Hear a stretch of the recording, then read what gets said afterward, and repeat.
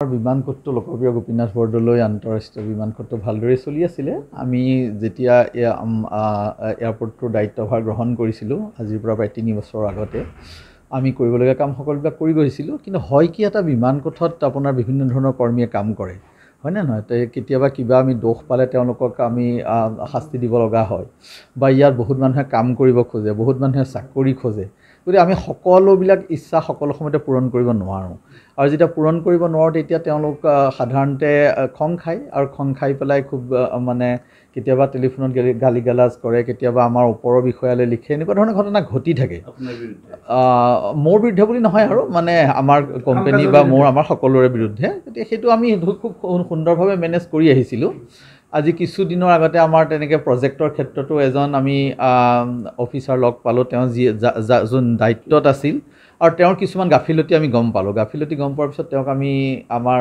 সৰ্বসন্মতিক্ৰমে তেওঁক আমি কামৰ পৰা বাদ দিব লগা হৈছিলে। কিন্তু বাদ দিয়াৰ পিছতো কোনোবা একাংশ মানুহে আমাৰ হেডকোৱাৰ্টাৰলৈ চিঠি লিখি কৈ আছে যে নহয়, তেওঁ ভাল আছিল, ভাল মানুহক কিয় বাদ দিয়া হ'ল, বেয়া মানুহে এতিয়াও কাম কৰি আছে, ইত্যাদি ইত্যাদি। অলপতে আৰু এটা অভিযোগ গ'ল যে আমি ইয়াত হেনো মানে আমাৰ বিমানকোটত আমি 70 গৰাকী মানুহক আমি কামৰ পৰা বাদ দিলোঁ,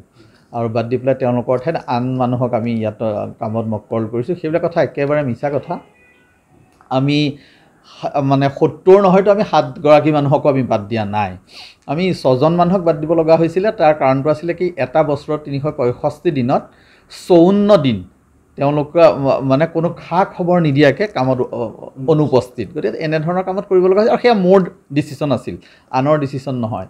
অলপতে আমাৰ এজন তেনেকৈ আমাৰ সহকৰ্মীৰ কথাও লিখি আজিও একাংশ বাতৰিত তেনেকুৱা কথা লিখিছে যে তেওঁক এটা মানে অপ্ৰত্যাশিত অৱস্থাত ক'ৰবাত পোৱা হৈছে, পুলিচৰ লগত সংঘৰ্ষ হৈছে, পুলিচে লৈ গৈছে, ইত্যাদি ইত্যাদি। আমি সেই সম্পৰ্কে এতিয়ালৈকে পুলিচৰ লগত আমি যোগাযোগ কৰিবলৈ একো সুংসূত্ৰ উলিয়াব নোৱাৰোঁ, এতিয়ালৈকে নাই পৰা। হয়তো ভৱিষ্যতলৈ যদি পাৰোঁ নাজানো, আৰু কিন্তু এতিয়ালৈকে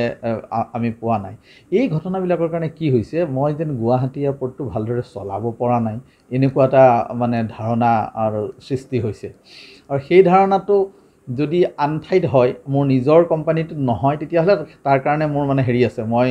জাষ্টিফাই কৰিব পাৰোঁ। কিন্তু যেতিয়া মোৰ উচ্চপদস্থ বিষয়াই ক'ব যে তুমি তাত বহি কি কৰি আছা, নহয় জানো, তুমি তাত বহি কি কৰি আছা, তোমাৰ আণ্ডাৰ ইয়'ৰ নোজ এনেকুৱা কথা কিয় হ'ব পাৰিছে, তেতিয়া মোৰ দুখ লাগে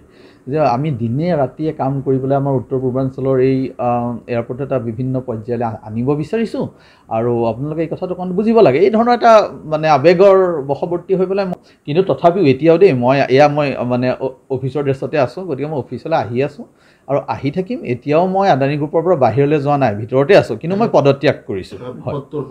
মই পদটোৰ পৰা পদত্যাগ, মই লোকপ্ৰিয় গোপীনাথ বৰদলৈ আন্তঃৰাষ্ট্ৰীয় বিমানকোটৰ মুখ্য বিমানকোট বিষয়া পদটোৰ পৰা মই অব্যাহতি বিচাৰিছোঁ। তেনেকুৱা কথা এতিয়ালৈকে হোৱা নাই, মই পুনৰ বহিম নে নবহিম। কিন্তু মই দুখ পাই পেলাই বা এই ঘটনাবিলাকৰ কাৰণে খুব অনুতপ্ত হৈ পেলাই মই মোৰ নৈতিক দায়িত্ব স্বীকাৰ কৰিছোঁ। সেইকাৰণে মই এটা বাক্য লিখিছোঁ মোৰ পদত্যাগ পত্ৰখনত যে এই হৈ থকা ঘটনাবিলাকৰ কাৰণে মই নৈতিক দায়িত্ব পালন কৰি মই এই কামৰ পৰা, এই পদৰ পৰা অব্যাহতি বিচাৰিছোঁ। এটা কথা মন্তব্য কৰা শুনিছে, চৰ্চা হৈছে যে একমাত্ৰ অসমীয়া ব্যক্তিগৰাকী আজি সুন্দৰ পদবী এটাত আছিল, আৰু তেওঁৰ বিৰুদ্ধে এটা চক্ৰই ষড়যন্ত্ৰ কৰি আছিলে এই পৰ্যায়লৈ নিয়ালে। সেইটো মই একেষাৰে একো ক'ব নোৱাৰিম। কিবা যদি ষড়যন্ত্ৰ আছে হোৱাৰ পিছতহে গম পাম। কিন্তু মই বাহিৰত থাকোঁতেও যি আৱেগেৰে কাম কৰিছিলোঁ, অসমতো মই একে আৱেগেৰে কাম কৰি আছোঁ উইথ পেশ্যন। কিন্তু ইয়াতে মই কাম কৰিছিলোঁ, এইটো মোৰ নিজৰ এয়াৰপৰ্ট। গতিকে এতিয়া মই যদি ওলাওঁ ইয়াৰ পৰা, যদি মই যেতিয়া মই ওলাই গুচি যাম, তেতিয়াও মই এই বিমানকোটক সমানেই ভাল পাম, কাৰণ এইটো আমাৰ বিমানকোট, আমাৰ অৰ্থনৈতিক প্ৰগতিৰ বাটকটীয়া লোকপ্ৰিয় গোপীনাথ বৰদলৈ বিমানকোট, নহয় জানো? গতিকে তাত কোনো সন্দেহ নাই। কিন্তু মোৰ সলনি আন কোনোবা আহি চাগে নিশ্চয় এই কামটো আগবঢ়াই নিবহি। আমি ইমান দিন আজি আমি ইয়াৰ পৰিকাঠামো অৰ্থাৎ ইনফ্ৰাষ্ট্ৰাকচাৰ যিবিলাক প্লেন কৰিছিলোঁ, সেই প্লেনবিলাক একেই থাকিব, সেইবিলাকৰ কোনো সলনি নহয়। মাত্ৰ মুখ্য বিষয়া হিচাপে মই নাথাকোঁ, আন কোনোবা থাকিব। আজি কিছুদিন পূৰ্বে এয়াৰপৰ্টৰ 3জন কৰ্মচাৰী উচ্চপদস্থ বিষয়া আছিল, তেওঁলোকক চাকৰিৰ পৰা বৰখাস্ত কৰা হয়। কাৰণটো কি আছে? নহয়, তেওঁলোকক বেলেগ বেলেগ কাৰণত কিবা সৰু মানে কিবা কিবি বেলেগ কাৰণত তেওঁলোকক কৰা হৈছে, কিন্তু তেওঁলোকৰ যিটো বৰখাস্ত আচলতে কৰিব নালাগে, নহয় জানো? কিন্তু কথা হৈছে দুজনক কৰা হৈছে আৰু এজনক মানে হেৰি নটিচ দিয়া হৈছে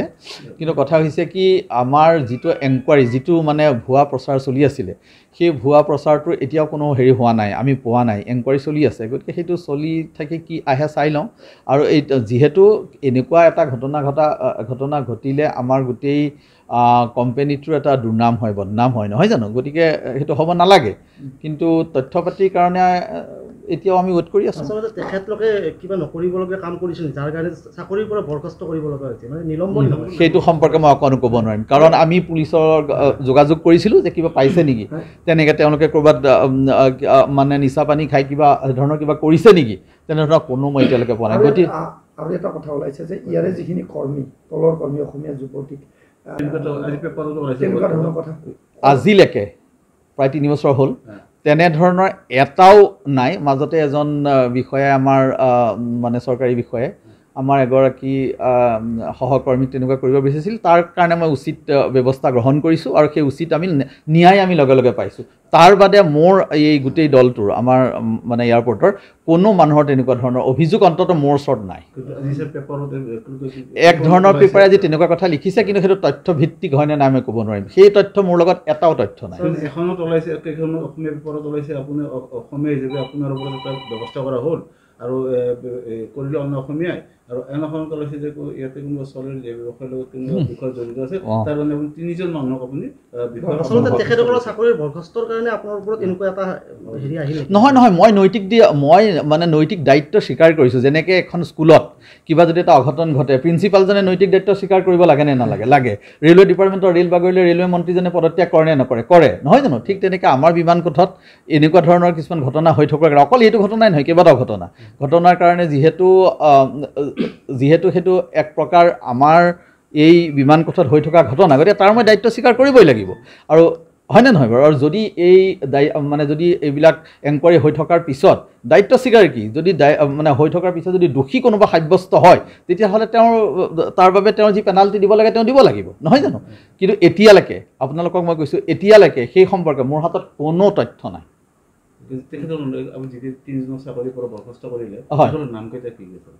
নামকেইটাও ৰাজহুৱাভাৱে কোৱাটো উচিত হ'ব জানো তেওঁলোক 3জন আমাৰ বাহিৰৰ হয় হয় কিন্তু নামকেইটা নকওঁ দিয়ক নামকেইটা কোৱাটো বোধ হয় সেইটো হেৰিভাৱে ন্যায় সংগঠন হ'বও পাৰে মই নাজানো কিন্তু নামকেইটা নকওঁ আৰু 3জন হয় আপুনি অসমীয়া হোৱাৰ কাৰণে ষড়যন্ত্ৰ বলি হ'ল বুলি আপুনি ক'ব খুজিছে নেকি মই অসমীয়া সেই 3জন আমাৰ অসমৰ হ'ব পাৰিলেহেঁতেন নহয় জানো গতিকে মই তেনেকুৱা অসমীয়া বা অনা অসমীয়া তেনেকুৱা এটা হৈছে যেন মোক এতিয়ালৈকে লগা নাই লাহে লাহে চাগে গম পাম আৰু এতিয়ালৈকে মোৰ বিমান কোঠত হৈ থকা এই ধৰণৰ দুৰ্নাম কোনো ধৰণৰ মই ঘটনাৰ মই আপোনালোকক ক'ব নোৱাৰোঁ কাৰণ তাৰ মোৰ কোনো প্ৰমাণ নাই এই দুৰ্নামৰ যিজন মানে দুৰ্নামৰ আপোনাৰ ন্যায়িক নহয় এইটো কি হ'ব আপোনাৰ মানে ইয়াৰ যিটো দায়িত্ব নহয় জানো মৰেল ৰেছপন্সিবিলিটিটো মই স্বীকাৰ কৰি পেলাই মই বোলো তেতিয়াহ'লে আৰু মই ইয়াত কাম নকৰোঁ আপোনাৰ অজ্ঞাতে আচলতে কিছুমান কৰ্মচাৰী নিশ্চয় এইবিলাক কৰাৰ কাৰণে আপোনাৰ দুখ লাগিছে মনত যদি কৰিছিল ডেফিনেটলি দুখ লাগিব কিন্তু মই একো প্ৰমাণ নোহোৱাকৈ মই সেই দুখ লাগিছে বুলি ক'ব নোৱাৰিম আপোনাৰ অজ্ঞাতে কিছুমান কৰ্মচাৰী যাৰ কাৰণে 3জনক আপুনি বৰখাস্ত কৰিব লগা হ'ল হয় মানে তেওঁলোকক বৰখাস্ত কৰা হৈছে তেওঁলোকক চাকৰিৰ পৰা নিলম্বন কৰা হৈছে বা চাকৰিৰ পৰা যাবলৈ কোৱা হৈছে কিন্তু সেই তাৰ বাবে তথ্য পাতি সেই সম্পৰ্কে মই একেবাৰে জ্ঞাত নহয় কি ক'লে হয় সিদ্ধান্তবিলাক কিছুমান সিদ্ধান্ত হেডকোৱাৰ্টাৰৰ পৰা হয় আলোচনা কৰা হয়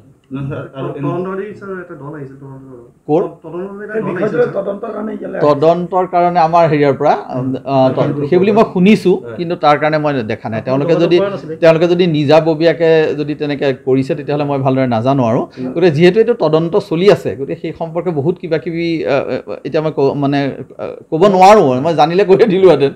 কিন্তু ক'ব নোৱাৰোঁ গতিকে সেইবাৰে তদন্তটো ভালদৰে হওক সুকলমে হওক সেইকাৰণে মই যদি এই পদত থাকিলে এই তদন্তটোতো হেৰি হ'ব পাৰে অসুবিধা হ'ব পাৰে সেইকাৰণে আপোনাক আঁতৰি দিছোঁ কিন্তু আপোনাৰ সপোনৰ টাৰ্মিনেল আৰু সপোন চাগে সফল হ'ব কাৰণ তাৰ যিখিনি আমি প্লেন কৰিছিলোঁ সেই প্লেনখিনিতো আৰু হেৰি কৰি দিব নোৱাৰে নহয় জানো দিব নোৱাৰে গতিকে আশা কৰিছোঁ আমি যেনেকৈ প্লেন কৰিছিলোঁ তেনেকৈ আমাৰ উত্তৰ পূৰ্বাঞ্চলে গৌৰৱ কৰিব পৰাকৈ এটা টাৰ্মিনেল পাব আৰু ভিতৰত নহ'লেও বাহিৰৰ পৰাও আমি চাব পাৰিম সেইটো আৰু এই বিমান কোডটো ভৱিষ্যতে আমাৰ উত্তৰ পূৰ্বাঞ্চল আৰু পূবৰ দেশলৈ যাবৰ বাবে আৰু আমাৰ পেৰিছেবল কাৰ্গো কৃষিজাত সামগ্ৰীৰ বাবে এটা উল্লেখযোগ্য ভূমিকা পালন কৰিব। ইংৰাজীত যাক ইকনমিক ড্ৰাইভাৰ বুলি কয়, আমাৰ অসমীয়াত হ'ব সেইটো অৰ্থনৈতিক প্ৰগতিৰ